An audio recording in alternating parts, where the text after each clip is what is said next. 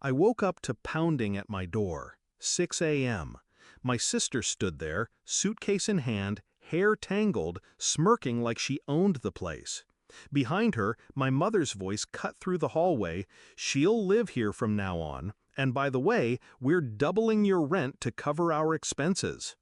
I stared at them in silence. My sister shoved past me, dropped her bag in the living room, and flopped on my couch as if she'd signed a lease.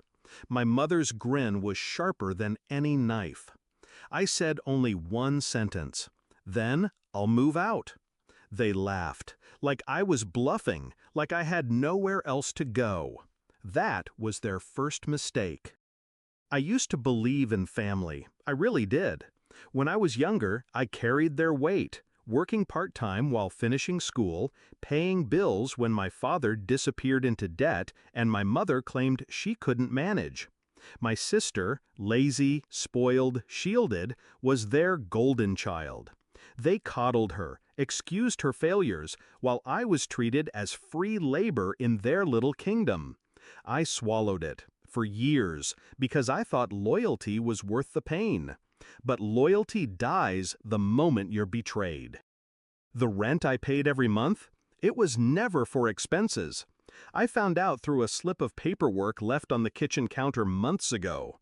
Bank records showing thousands in deposits from me, then withdrawals for vacations, spa packages, and debt payments that weren't mine. I kept quiet, observed, listened. My mother once whispered to my sister on the phone, "Don't worry, she'll never leave. She's trapped here." Trapped. That word replayed in my head like a ticking clock. I decided then I wouldn't yell, I wouldn't beg. I would burn their little game to ashes. So when they laughed at me, I smiled inside. I had been preparing for this moment long before they showed up.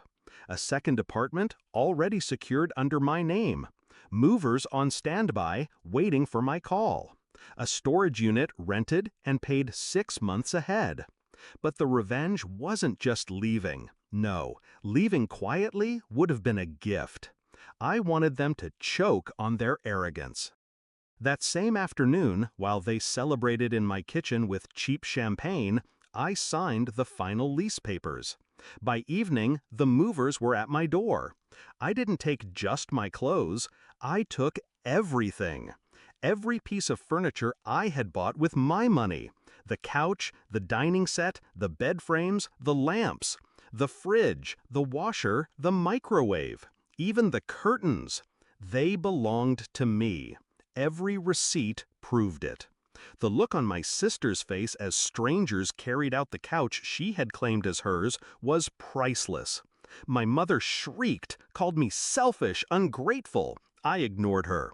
By midnight, the apartment was a hollow shell. Bare walls, echoing floors.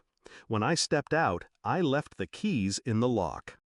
The next morning, my phone exploded with calls. Voicemails of my mother's voice cracking with rage. "You can't do this! We have nothing to sit on, nothing to cook with. How could you?" My sister screaming in the background. "She stole from us! Call the police!" I smiled, because I knew something they didn't.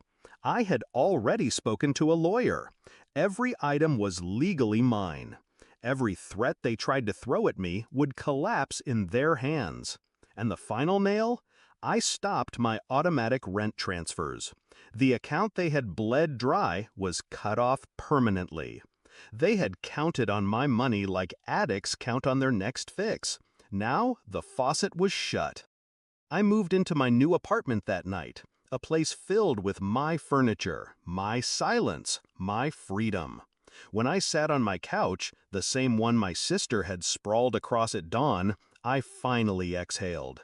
For 10 years, I had carried them, fed them, paid for their comforts while they mocked me. Now they were sitting on the floor of an empty apartment surrounded by nothing but their entitlement. They thought they could trap me, but I walked out with the walls stripped bare, and I left them to suffocate in the emptiness they created. Family isn't blood. Family is loyalty. and they lost the right to call themselves mine the moment they laughed. Final thought? I didn't just move out. I took back everything they stole from me, and in the silence that followed, I heard something sweeter than any apology they could have faked.